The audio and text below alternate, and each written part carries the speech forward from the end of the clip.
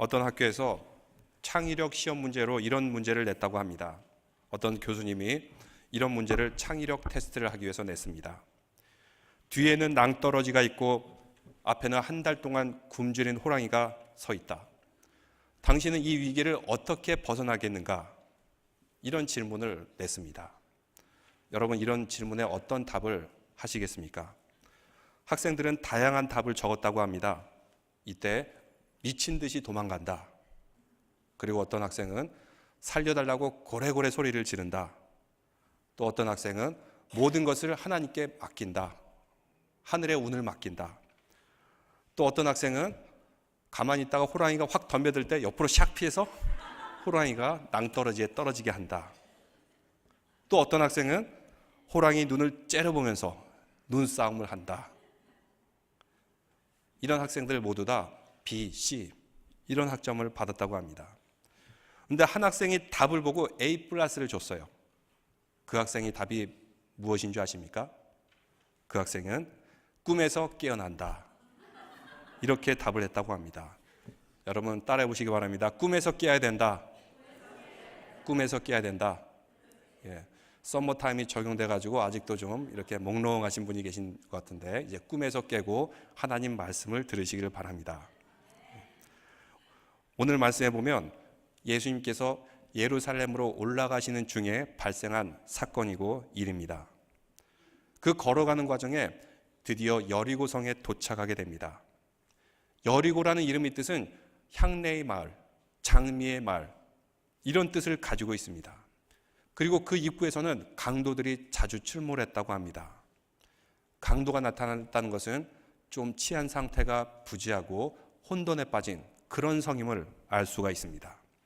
근데 이 동네에 한 소경이 살고 있었는데 그 이름이 바디메오. 여기서 바라는 말은 아들이란 뜻이고 디메오란 사람은 그 이름인데 바디메오는 뭐냐면 디메오란 사람의 아들. 그 소경은 디메오란 사람의 아들입니다. 근데 디메오라는 것은 무슨 뜻입니까? 디메오는 혼돈, 불결 이런 의미를 가지고 있습니다. 자기의 자식에게 혼돈, 불결이라는 이름을 붙이는 사람이 어디에 있겠습니까? 근데 우리가 구약 성경에 보면 알겠지만 혼돈과 어둠의 시대에 안 좋은 이름을 거기다 붙이는 것을 보게 됩니다. 슬픔, 애통, 혼돈과 불결, 안 좋은 시대와 안 좋은 상황에서 이런 좋지 않은 이름을 붙이는 것을 보게 됩니다. 이것은 당시 여리고 땅 사람들의 그 마음의 상태를 의미하는 것이고 또한 이스라엘 전체의 영적인 상태가 혼돈하고 거룩함에서는 멀어진 불결한 상태였다라는 것을 의미하고 있습니다. 예루살렘으로 가는 그 길에 십자가를 지시러 가는 그 길에 왜 갑자기 이 맹인의 이야기가 나올까요? 예수님께서 십자가를 지러 가는 그 길에 만난 맹인, 그와의 만남에서 우리에게 뭔가 메시지를 주고 있습니다. 그런데 오늘 말씀 전에 어떤 사건이 있었죠? 여러분 기억나십니까? 2주 전에 제가 말씀드렸죠. 거기에 보면 제자들이 예수님께 가서 서로 요청을 합니다. 주님, 하나는 우편에 하나는 좌편에 앉게 하여 주십시오. 다른 제자들이 이 모습을 보고 막 화를 내고 서로 싸우는 그런 안 좋은 상황이었습니다. 그때 예수님께서 하시는 말씀이 있는데 오늘 말씀 45절 한번 다 같이 읽어보겠습니다. 마가복음 10장 45절입니다. 인자가 온 것은 섬김을 받으려 함이 아니라 도리어 섬기려 하고 자기 목숨을 많은 사람의 대속물로 주려 함이니라. 예수님께서 예루살렘으로 향하여 가는 그 목적을 분명히 말씀하고 있습니다. 그곳은 섬기려 하고 많은 사람의 대속물로 죄를 속하기 위해서 이 십자가의 길을 걸어간다. 이렇게 말씀했지만 제자들은 알아차리지를 못했어요. 이 정도 예수님과 함께하였고 3년 동안 공생애 동안 예수님이 사역을 보았고 그 말씀을 들었으면 예수님께서 무엇을 하러 가신지 알아야 되는데 듣기는 들어도 보기는 보아도 알지 못하는 이런 상태. 바로 이것이 맹인의 모습이 아닙니까? 껍데기만 보았습니다. 허상만 바라봤던 것입니다. 무엇과 비슷한가요? 마치 앞을 볼 줄 모르는 맹인과도 비슷합니다. 이것이 제자들이 또한 영적인 상태였습니다. 이런 제자들의 모습을 보면서 우리는 어떻습니까? 현재의 우리의 모습도 이렇지는 않습니까? 오늘날 우리도 진리를 보기는 보아도, 하나님의 의와 그 나라를 보기는 보아도 이것을 알아차리지 못해요. 지나치고 간과하는 모습들, 눈에 보이는 것만 찾습니다. 여러분, 눈을 감았을 때도 그대로 남아있고 가치가 있으면 여전히 살아있습니다. 근데 눈을 감아있을 때 다 사라져버리는 것은 허상이에요. 중요한 것도 아니고 가치 있는 일도 아닙니다. 아주 화장을 예쁘게 하고 왔어요. 그런데 눈을 감아요. 보입니까? 안 보입니까? 보이지 않으면 다 허상입니다. 예를 들면 여러분, 살이 찌는 것이 좋습니까? 바짝 마르는 것이 좋습니까? 여러분, 목사님들을 보면 참 다양한 목사님들, 다양한 사람들이 있는데 이렇게 항상 살이 잘 찌는 목사님이 계세요. 여러분, 그런 분들 볼 때 어떤 느낌이 듭니까? 참 얼굴만 봐도 마음이 푸근해진다, 친근해진다, 넉넉해진다, 그런 느낌이 들지 않습니까? 이렇게 살이 넉넉한 목사님이 바짝 마른 목사님에게 이렇게 얘기했다 그래요. 목사님, 당신은 왜 그렇게 삐쩍 말았습니까? 은혜스럽지가 못하네요. 마음에 평화가 없으니까 그런 거 아니에요? 모든 것을 하나님께 맡기세요. 그러면 물만 마셔도 살이 이렇게 넉넉하게 찔 것입니다. 이렇게 말했다는 것입니다. 그런데 마른 목사님이 가만히 있겠습니까? 그 목사님이 이렇게 얘기했다 그래요. 당신은 목사가 되어서 금식도 안 합니까? 이 사순절 기간에 금식하고 굶고 매일같이 금식하면 어떻게 살찌 겨를이 있습니까? 여러분, 누가 맞습니까? 살이 넉넉한 분이 맞아요? 아니면 바짝 마른 분이 맞습니까? 예. 저처럼 적당한 것이 좋습니다. 적당한 것이. 사순절 기간에 안 웃기려고 했는데, 근데 눈을 감으면은 보이지가 않아요. 그러면은 가치도 없고 다 필요도 없는 것이라는 겁니다. 우리가 봐야 될 것은 십자가의 길을 봐야 되고 그 길을 걸어가는 믿음의 성도들 되시기를 주님의 이름으로 축원합니다. 우리도 예배를 드리면서 말씀을 읽으면서 주님의 길을 간다고 하지만 근데 각각 그 속마음은 어떻습니까? 이 제자들과 같이 잘못된 동기와 잘못된 생각을 가지고 십자가의 길을 걸어가진 않습니까? 당시 사람들이 몰랐습니다. 제자들도 몰랐습니다. 그러면 우리도 마찬가지 아닙니까? 눈은 떴다고 하지만 가치 있는 것을 볼 수 없습니다. 겉모습만 봅니다. 그래서 사순절 기간에 우리 믿음의 성도들은 내면이 성숙해지고 거룩해지고 정말 하나님이 원하는 하나님의 나라와 그 의를 바라보는 믿음의 성도들 되시기를 바랍니다. 46절에 보니까 바디메오는 맹인이고 거지이다. 맹인이고 거지이다. 이렇게 두 가지로 소개하고 있습니다. 여기서 말한 거지는 어떤 속성이 있습니까? 남한테 달라고 합니다. 잘 살고 못 살고가 중요한 것이 아니라 남한테 달라고 조르기만 하는 사람. 근데 영적으로도 달라고 조르기만 하는 사람. 이런 사람이 영적으로 거지입니다. 여러분, 하나님께 기도할 때 어떻게 기도하고 있습니까? 이것 주세요, 저것 주세요. 날마다 달라고 말합니까? 이것을 이제 현대판으로 말하면 막 달라 말이야. 이렇게 얘기도 해요. 막 달라 말이야. 하나님 앞에 드리는 것도 없고 헌신하는 것도 없고 그냥 막 달라 말이야 하는 거. 그런 모습이 우리에게도 있지는 않습니까? 물론 초기에 주님을 만날 때 뭔가 우리가 주니까 만나는 거죠. 예수님께서 초기에 사역할 때 기적이 일어났어요. 이런 기적 저런 기적, 이것을 보고 제자들이 그리고 사람들이 표적을 바라볼 수 있었던 것입니다. 아, 바로 저분이 하나님의 아들 예수 그리스도시구나. 그러면서 예수님을 쫓게 되는데 이제 점점 더 성숙해지고 예수님께서 예루살렘으로 올라가신 그 길 가운데서는 우리가 바로 주님의 길, 헌신의 길을 따라야 되는 것입니다. 그래야지 믿음으로 성장하게 됩니다. 또 46절에 보니까 그 바디메오가 어디에 있었습니까? 길가에 앉아 있었어요. 걸어가는 것도 아니고 자기 목적을 향해서 집으로 가는 것도 아니고 직장이나 일터로 가는 것도 아니고 그 자리에 주저앉았다는 것입니다. 우리도 그럴 때가 있지 않습니까? 분명히 십자가의 길을 보고 그 길을 향해서 계속해서 걸어가야 되는데 그냥 주저앉아 있어요. 주저앉아 있으면 뭐해요? 가만히 앉아서 발전도 없고 성장도 없고 전진하지도 못하고 그 영적인 현재의 상태, 이 맹인을 통해서 보여주고 있습니다. 그래서 오늘 성경에 나와 있는 맹인은 예수님을 길에서 만나게 되는데 결국 나중에는 어떻게 됩니까? 여러분 52절 마지막에 보면 이렇게 말합니다. 그가 곧 보게 되어 예수를 길에서 따르니라. 주님을 만났으면 계속해서 앉아 있는 것이 아니라 주님의 길을 따라야 됩니다. 그 길을 걸어가야 됩니다.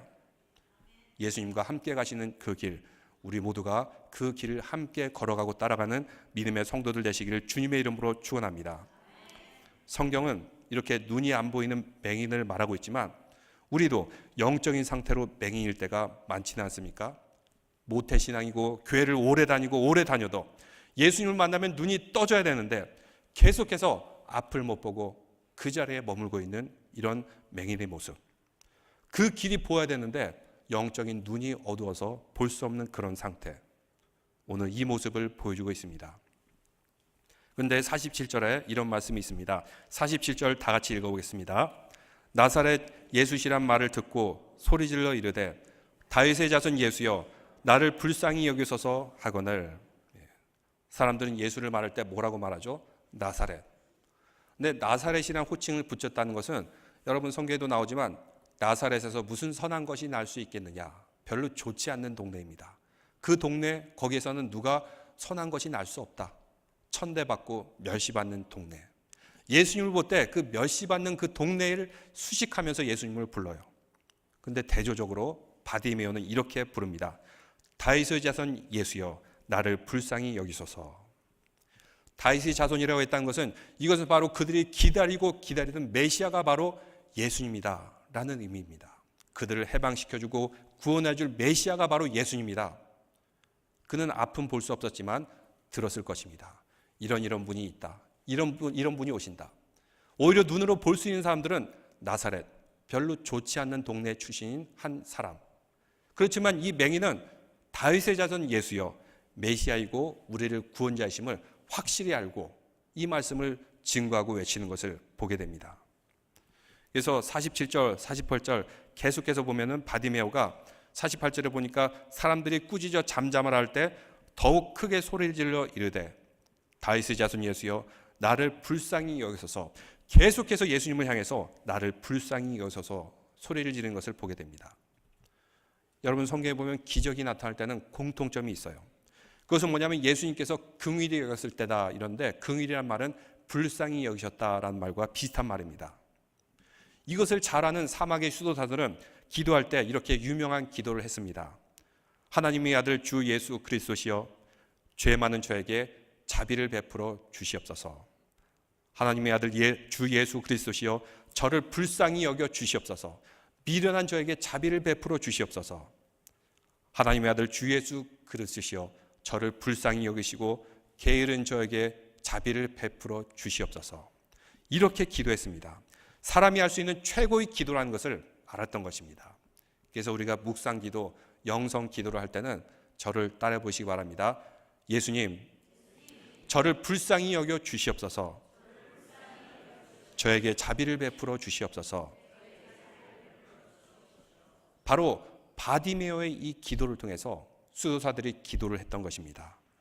우리도 또한 항상 주님의 긍휼하심과 불쌍히 여김을 받아야 될 그런 백성입니다. 또한 이렇게 기도할 뿐만 아니라 믿음이 있었기 때문에 기적이 나타납니다. 그 믿음이라는 것은 확고한 믿음, 자기 자신의 고백입니다. 믿음이 있을 때 기적을 일으켜주는데 52절 말씀 다 같이 읽어보겠습니다. 예수께서 이르시되 가라 내 믿음이 너를 구원하였느니라 하시니 그가 곧 보게 되어 예수를 길에서 따르니라. 누구 믿음이라고요? 내 믿음, 내 믿음대로 될지어다. 내 믿음이 너를 구원하였다. 그래서 믿음이 이렇게 중요한 것입니다. 그래서 맹인은 볼 줄 알 뿐만 아니라 이제 구원까지 확증받게 되었습니다. 어떤 믿음이 그로 하여금 볼 수도 있었고 구원까지도 확증받게 되었을까요? 그 맹인의 믿음은 우리에게 중요한 교훈을 주고 있는데, 그 맹인은 자기에게 오는 그 기회를 절대로 놓치지 않고 바로 붙잡은 것을 보게 됩니다. 우리도 살아가다 보면 어느 순간에 은혜가 임할 때가 있어요. 성령님께서 감동을 주실 때가 있어요. 이때 이것을 놓치지 않고 그 말씀과 그 은혜를 붙잡아야 됩니다. 하루를 보낼 때도 은혜가 가장 많이 임할 때가 있어요. 가만히 있어서 저절로 막 기도가 될 그럴 때가 있어요. 그때를 놓치지 말아야 됩니다. 주로 새벽 기도 때, 아니면 여러분은 어느 때입니까? 여러분 사순절 기간 동안에 새벽 기도 나오셔서 꼭 은혜 받고 또 주님의 음성 들으시기를 주님의 이름으로 축원합니다. 살다 보면은 아주 강하게 하나님이 은혜를 내리실 때가 있습니다. 기회를 주실 때가 있어요. 그 기회 그냥 놓치는 것이 아니라 이 기회를 붙잡고 그리고 이 말씀대로 실천함을 통해서 주님의 놀라운 기적을 이루시기를 주님의 이름으로 축원합니다. 이렇게 기도의 문이 열릴 때, 은혜의 문이 열릴 때, 감동의 문이 열릴 때 그 기회와 시간을 놓치지 말아야 됩니다. 우리가 교회 헌신하는 것도 그렇습니다. 주님께서 헌신해야 될 그럴 때를 주십니다. 바로 그때 주님을 위해서 헌신하고 봉사해야 되는 것입니다. 그래서 성경이 이렇게 말합니다. 보라, 지금은 은혜 받을 만한 때요. 보라, 지금은 구원의 때이로다. 은혜 받을 때요, 구원의 때이로다. 바로 그때가 지금 이 순간이라는 것입니다. 여러분, 우리 인생이 어떤 것 같습니까? 우리는 믿음을 가지고 있는데 그 믿음이 운명론하고는 틀립니다. 운명론은 미래가 이렇게 정해졌다. 점집에 가서 무당에게 말하면은 이렇게 정해졌다. 무엇이 될 것이다. 말을 하고 있죠. 근데 성경이 믿음은 그런 운명론이 아닙니다. 또 이것을 체념하는 것도 아닙니다. 우연히 이렇게 이루어졌기 때문에 나는 할 수 있는 것이 아무것도 없다. 그런 것도 아니에요. 오늘 예수님이 성경에서 이 맹인과 만났을 때 이것이 우연입니까? 아니면 하나님의 섭리입니까? 우리 믿음의 사람들은 하나님의 섭리 가운데 만났다라고 말하는 것입니다. 그런데 바로 이 만남은 마지막 기회였습니다. 예수님이 이제 마지막으로 예루살렘으로 올라가시는 그 길, 다시는 여리고를 지나가지 않습니다. 그런데 이 마지막 기회임을 알고 맹인은 소리 높여서 이 기회를 놓치지 않게 해서 간절히 붙들면서 주님을 만나는 것을 보게 됩니다. 이 맹인이 이 사실을 마지막이라는 것을 알았을까요? 몰랐을까요? 아마 상상도 못했을 것입니다. 그냥 예수님이 지나가시는 것보다. 근데 예수님이 지나가신 이 은혜의 때, 기회의 때를 절대로 놓치지 않고 붙잡는 것, 이것이 바로 그 맹인의 믿음이었던 것입니다. 우리도 그렇습니다. 나에게 주어진 이 시간, 내가 만나는 거룩한 성도들, 바로 이 순간이 마지막 때임을 알고 간절히 붙잡고 꼭 이 기회를 살리는 믿음의 성도들 되시기를 바랍니다. C.S. 루이스라는 사람이 악마의 편지라는 글에서 이런 이야기를 주고 있습니다. 영국 신사가 한 번은 마음의 감동이 되어서 하나님을 더 깊이 알아가보자 도서관에 가서 신학서적을 막 읽습니다. 신앙서적을 읽어요. 근데 악마가 옆에서 속삭이는 것입니다. 지금 점심때가 되었지 않니? 배고프니까 빨리 밥 먹고 다시 올라와서 책을 읽거라. 가만 보니까 지금이 점심때예요. 그래, 먼저 밥을 먹고 그 다음에 계속해서 책을 읽자.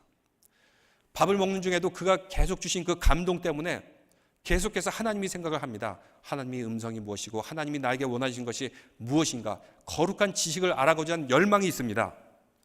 그런데 악마가 또 속삭입니다. 밥 먹을 때는 그냥 밥만 먹어. 복잡한 생각하지 마. 듣고 보니 또 그 말도 맞는 것 같거든요. 그래서 그 생각도 하지 않고 그냥 밥만 열심히 먹다가 다시 올라가서 책을 읽으려고 하는 그 순간에 또 악마가 얘기하는 것입니다. 오늘은 충분히 읽었다. 할 만큼 충분히 했어. 그러니 이제 집에 돌아가렴. 듣고 보니 그 말이 맞는 것 같아요. 그래서 집으로 돌아가서 다시는 신앙서적 읽지 않았다라는 그런 이야기가 소개되어 있습니다. 그것이 바로 그 영국 신사에게만 일어난 일 아닙니까? 우리도 감동받고 은혜받고 기도하는 그때 이것이 바쁘다, 저것이 바쁘다, 이런저런 잡다한 일 때문에 바로 그 은혜의 기회를 놓치며 살고 있지는 않습니까? 좀 더 가까이 하고 좀 더 헌신하는 그 기회를 놓쳤을 때 이것이 마지막 기회일 수도 있고 이 감동이 마지막 감동일 수도 있다는 말씀입니다. 근데 내일로 미루는 사람이 얼마나 많습니까? 오늘 성경에 나오는 이 바디메오라는 맹인은 이 기회가 마지막인 줄 몰랐지만 정말 마지막인 것처럼 목소리 높여서 잡고 있습니다. 주여, 저를 불쌍히 여겨 주십시오. 나를 불쌍히 여겨 주십시오. 하면서 간절하게 주님께 매달려서 주님을 만나게 됩니다. 믿음 있는 사람들은 바로 이와 같습니다. 바로 이 기회가 있을 때 모든 것을 다 쏟아부어서 모든 것을 다 동원해서 주님을 만나는 믿음의 성도. 그래서 믿음이라는 것이 그런가 보구나. 이렇게 되겠지. 저렇게 되겠지. 모든 것을 다 맡기고 나는 꿈쩍도 안 해도 되겠지. 이런 것이 아니에요. 믿음이라는 것은 알았으면 그 말씀대로 하기 위해서 모든 것을 다 동원해서 끝까지 붙잡고 그 길을 향해서 나아가는 것입니다. 또한 바디메오를 보면은 여러분, 이 바디메오 삶이 어떻습니까? 얼마나 이렇게 참 처량합니까? 그런데 자신의 신세를 한탄하지 않았어요. 어려운 일 조금 닥치고 그리고 불행한 일이 있으면은 한탄하면서 원망하고 그냥 넋을 놓고 있는 것이 아니라 그는 한탄하지 않았습니다. 내가 없는 것 가지고 투덜대지도 않았습니다. 내가 왜 이렇게 살아야 되는가? 내가 왜 이렇게 구걸해야 되는가? 사람들을 보면 행복한 사람들이 얼마나 많은데 내 아버지 때문이다. 내 아버지 이름이 안 좋아서 이렇게 되었다. 이렇게 탓하지 않았습니다. 이것을 탓하지 않고 그가 할 수 있는 것이 있었습니다. 귀는 들을 수 있었어요. 예수님이 오신다는 그 말씀 듣자 귀가 번쩍 뜨였습니다. 그리고 눈은 볼 수 없었지만 그 귀를 듣고 예수님이 오는 것을 찾아가서 그리고 목소리 높여서 소리 지릅니다. 다윗의 자손 예수여, 나를 불쌍히 여겨 주옵소서. 이것이 마지막 기회라고 생각하고 목소리 높여 계속해서 주님을 부르는 것을 보게 됩니다. 이렇게 믿음이 있는 사람들은 내가 없는 것 가지고 고민하지 않습니다. 내가 할 수 없는 것 때문에 포기하지 않습니다. 나에게 주어진 것, 내가 가진 것 가지고 최선을 다해서 나에게 찾아온 그 기회를 꽉 붙잡는 믿음의 성도들 되시기를 주님의 이름으로 축원합니다. 모든 힘과 노력을 다해서 주님을 붙잡는 이 바디메오의 모습. 그래서 믿음이 무엇이냐면 그런가 보다 하고 하는 것이 아니라 믿음이 있으면 하나님의 말씀과 그 계시에 대해서 내가 응답할 줄 아는 그 반응이 필요합니다. 믿음이란 하나님의 그 계시, 그 언약의 계시와 말씀에 내 삶으로 응답하고 반응하는 것입니다. 그래서 다른 사람의 간증이나 다른 사람의 응답, 그것이 나의 믿음이 아니에요. 부모님의 믿음, 그것이 나의 믿음이 아니에요. 내가 직접 응답해야 되고 내가 고백해야 되고 내가 그 말씀대로 살아봐야 됩니다. 이 말씀대로 했을 때 어떻게 되는지 의심하지 않고 이 말씀대로 실천하고 삶에 적용하는 것, 이렇게 적용하는 것이 믿음의 전제 조건입니다. 바로 이것이 믿음 있는 사람들의 모습이어야 됩니다. 그래서 야고보서는 말하기를 믿음이란 행함이 없는 믿음은 죽은 믿음이다. 죽은 믿음이다. 이렇게 말하고 있습니다. 너희가 예수 그리스도를 믿느냐?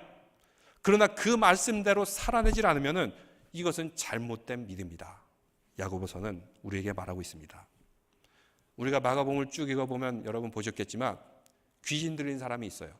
예수님이 오면 귀신이 정확하게 알아봅니다. 귀신같이 알아봐요. 귀신이기 때문에. 하나님의 아들 예수 그리스도 메시아다. 근데 마귀는 알아보는데 안 하는 게 있어요. 무엇이죠? 하나님의 말씀대로 살지를 않습니다. 하나님 말씀대로 선한 일을 하지 않고 오히려 사람들을 괴롭히고 악한 영을 집어넣고 악한 감정과 생각을 집어넣는 일을 하고 있어요. 예수님은 알지만 그 말씀과 정반대로 사는 모습, 바로 이것이 귀신의 믿음이에요. 우리도 그렇지 않습니까? 주님을 안다고 하면서 실제의 삶은 정반대의 삶이라면 이것이 누구의 믿음이겠어요?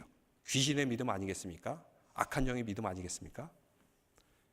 그래서 우리가 주님을 안다고 하면은 그 말씀과 그 계시대로 살아내는 것, 여기까지 나가야지 참된 믿음이 될 줄로 믿습니다.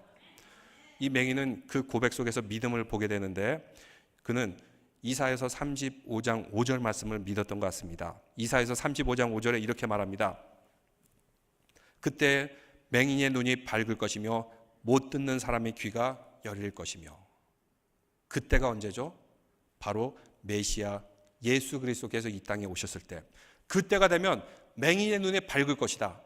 듣지 못하는 귀가 열릴 것이다. 영적인 눈도 밝게 떠지고 또 영적인 귀도 밝게 떠질 것이다. 그럼을 통해서 죄의 문제가 해결될 것이다 라는 것을 구약성경에서 계속해서 말하고 있습니다. 이 맹인을 만난 예수님께서 이렇게 말합니다. 여러분 51절을 다 같이 읽어보겠습니다. 예수께서 말씀하여 이르시되 내게 무엇을 하여 주기를 원하느냐? 맹인이 이르되 선생이며 보기를 원하나이다. 대부분 이렇게 거지고 이런 사람들이 무엇을 하여 주기를 원하느냐 하면 무엇을 구했을까요? 한 푼만 주십시오. 음식 주십시오. 옷 주십시오. 이랬을 것입니다. 그런데 이 맹인은 예수님께 가장 필요하고 예수님이 바로 주실 수 있는 것을 원합니다. 그것이 무엇이죠? 보기를 원하나이다. 단 한 가지라도 간절히 구한 것을 보게 됩니다. 여러분, 무당에 가면은 샤머니즘을 믿는 사람들은 비나이다 비나이다, 이것 주시고 저것 주시고 저것 주시고 뭐 이렇게 달라는 게 많아요. 만약 우리가 기도하면서 이렇게 샤머니즘 믿는 사람처럼 이것 주시고 저것 주시고 이런 말만 한다면 그 샤머니즘의 종교와 무슨 차이가 있겠습니까? 그런데 우리는 세상 사람들이 하지 않는 다른 것을 구해야 됩니다. 하나님, 제가 보기를 원하나이다. 주님의 나라가 이 땅에 임하기를 원하나이다. 바로 그 임하기 위해서 저를 사용하여 주시옵소서. 제가 바로 주님의 사역자가 되겠습니다. 하나님 나라의 통치를 귀한 믿음의 영적인 리더가 되겠습니다. 주님과 친밀하기를 원합니다. 이런 고백. 맹인은 단 한 가지만 원했어요. 복잡하고 잡다한 것을 원하지 않았습니다. 보기를 원하나이다. 여러분은 주님께 무엇을 구하겠습니까? 하나님의 아들 주 예수 그리스도시여, 저를 불쌍히 여겨 주시옵소서.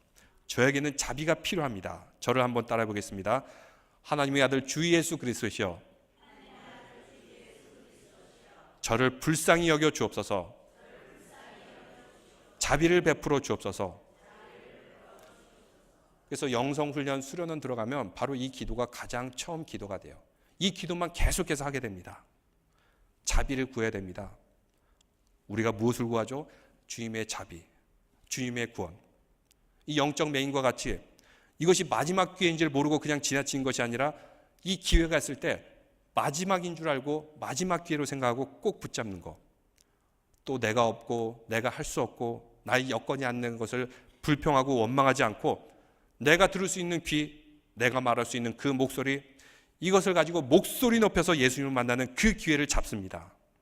그리고 그 말씀대로 자기 자신에 적용하게 됩니다. 그래서 예수님의 52절 보니까 가라, 내 믿음이 너를 구하였느니라 하시고 곧 보게 되어 무엇을 하였다고요? 예수를 길에서 따르니라. 이렇게 믿음으로 예수님을 모시게 되었고 예수님의 길을 바로 걸어가게 되었습니다. 구원받기에 합당한 믿음, 저와 여러분 믿음 되시기를 주님의 이름으로 축원합니다. 이 말씀을 통해서 우리도 한번 돌아보시기 바랍니다. 나는 눈을 뜨고 있으나 과연 영적인 맹인은 아닌가? 과연 나는 십자가의 길을 바로 걸어가고 있는가? 믿음대로 될지어다. 거룩한 믿음을 가지고, 선한 믿음을 가지고, 생명력 있는 믿음을 가지고, 축복의 믿음을 가지고 걸어갈 때 하나님께서는 우리가 주님의 길을 따르는 그것을 보시고 믿음으로 헌신할 때 바디메오와 같이 거룩한 소망을 이루어주실 줄 믿습니다. 기도드리겠습니다.